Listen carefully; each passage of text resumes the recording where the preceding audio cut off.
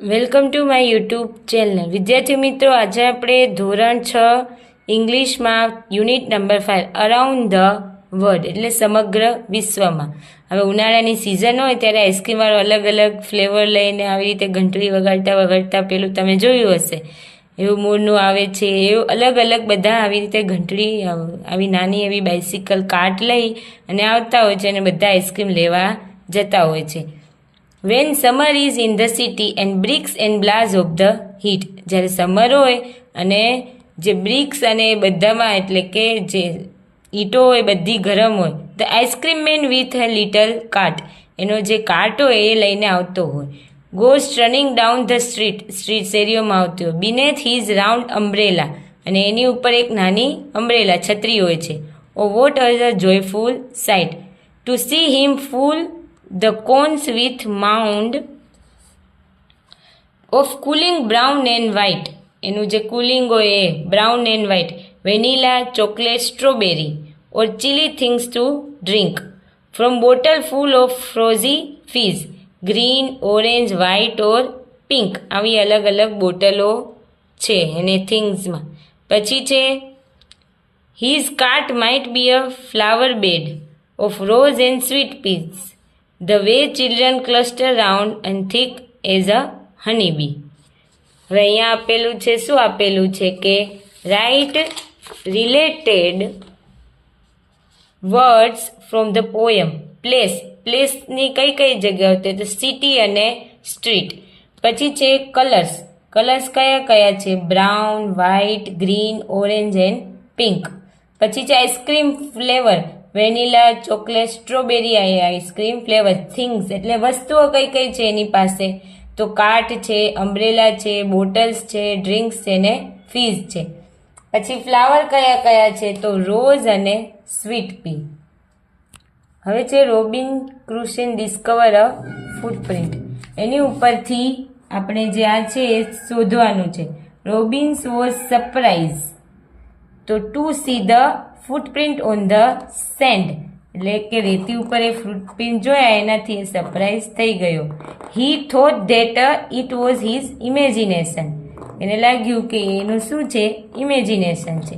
At the last come to back the caves with fear, એ ડરીને એક cave એટલે કે ગુફા પાસે આવ્યો હતો. હી પ્રે ફોર સેફટી, એટલે કે હું બચી જાઉં, સેફ બચી જાઉં એના માટે પ્રાર્થના કરતો હતો. હી લુક બેક ફ્રિકવન્ટલી, એમને વારંવાર એ પાછળ જોતો હતો. હવે અહીંયા જે arrange the sentence in the correct ઓર્ડરમાં સેન્ટેન્સ છે આવી રીતે. તો જે પહેલું આપેલું છે એનો 3 નંબર છે, પછી 5, પછી 2, 1 અને 4 થયું. ચલો હવે જોઈશું નીચે આઈ વિશ છે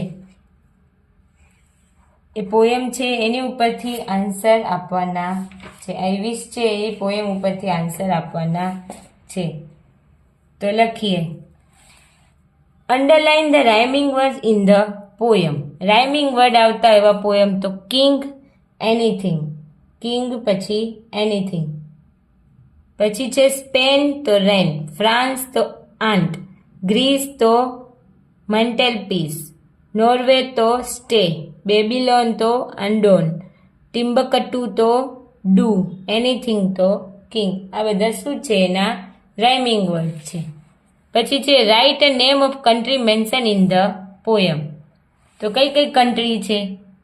તો જો કઈ છે? સ્પેન, પછી છે ફ્રાન્સ, પછી છે ગ્રીસ, પછી નોર્વે, પછી બેબીલોન, ટિમ્બકટુ. આ બધી શું છે? એની આ બધી કન્ટ્રીઓ છે, એના નામ લખવાના છે. પછી when would the poet take off his hat, એની હેટ છે એ ક્યાં કરે છે ટેક ઓફ? તો અહીંયા લખેલું છે if only I were kings of Spain I did take my hat off in the rain. તો આવશે ધ પોયટ, અહીંયા લખીએ છીએ, ત્રીજાનો આન્સર છે હો. The poet would take off take off his hat in the rain if he were the king of Spain. પછી છે what will you do if you will the prime minister of India. તમે PM બનો prime minister of India તો તમે શું કરો? તો આવશે if I were the PM of India I would work to improve એજ્યુકેશનમાં વર્ક છે એનામાં ઇમ્પ્રૂવ કરીશ. And health care for all એટલે કે જે બધાનું સ્વાસ્થ્ય છે એના માટે પણ હું વર્ક કરીશ. રિડ્યુસ પુઅર્ટી એન્ડ પ્રમોટેડ ઇન્વાયરમેન્ટલ પ્રોટેક્શન જે ગરીબાઈ છે એ રિડ્યુસ કરવાનું કરીશ અને એન્વાયરમેન્ટલ પ્રોટેક્શન એટલે કે પર્યાવરણને બચાવવાના ઉપાયો પણ કરીશું. હવે કમ્પ્લીટ ધ ટેબલ કમ્પ્લીટ કરવાનું છે. કિંગ ઓફ સ્પેનમાં શું આવશે? Take off my hat in the rain. તો take off my hat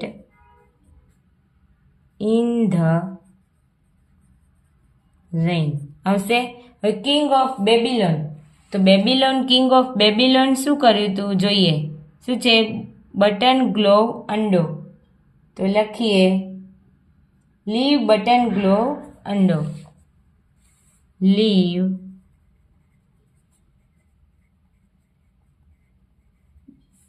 button gloves undo. પછી push thing of the mantelpiece એ કોણે કયા કન્ટ્રીના પહેલાં કર્યું હતું કિંગે? તો ગ્રીસના. જો આમ્યા કયું છે? તો કિંગ ઓફ ગ્રીસ. અહીંયા લખવાનું king of Greece. King of ફ્રાન્સે શું કર્યું હતું જોઈએ. ફ્રાન્સ હા I would not brush my hair for aunt. તો લખવાનું not brush my hair for aunt.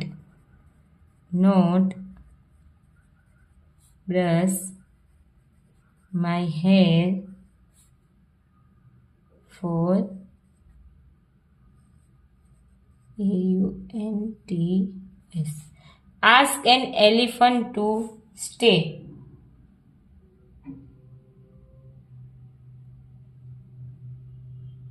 એલિફન્ટને stay કરવાનું કોણે કીધું તું? તો નોર્વેના.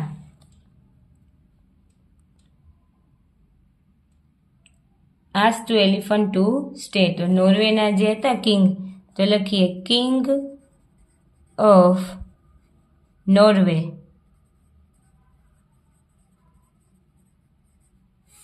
King of Norway.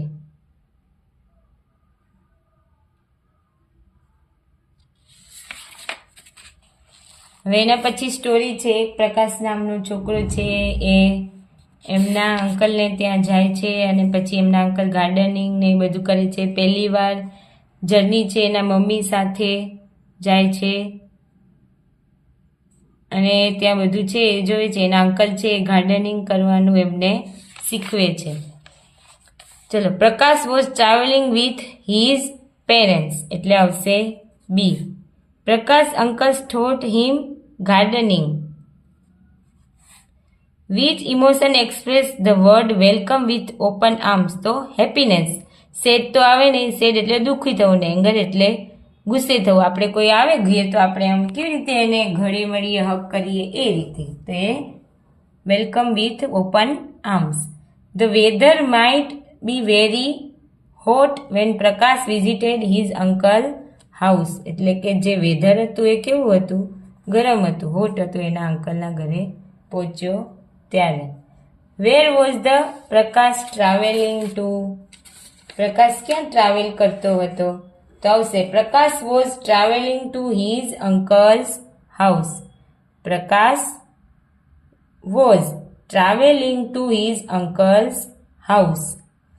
Vote did Prakash see outside the train window? એટલે પ્રકાશ છે એ ટ્રેનની બારીમાંથી શું જોયું? તો Prakash saw river, mountain, village and cows grazing outside the train window. એટલે કે નદીઓ, પહાડ, ગામડાઓ અને કાઉ જે ચાલતી હોય, ગાયો ચાલતી હોય, એ બધું એ ટ્રેનની બારીમાંથી જોયું. હવે describe your memorable travel experience. આ જે ટ્રાવેલ એક્સપિરિયન્સ છે તમારો, એ તમારી રીતે તમારે એક્સપ્લેન કરવાનો છે. What new things would you like to see on the trip? કે જે તમે ટ્રીપમાં જાઓ ત્યારે તમે શું નવી નવી વસ્તુઓ લાઈક કરો છો એમ. તો I would like to see snow covered place, waterfalls, historical moments and different types of wild life on a trip. પછી who is your favourite travel companion? એટલે તમારા કંપની. તો my favourite traveller company is my mother.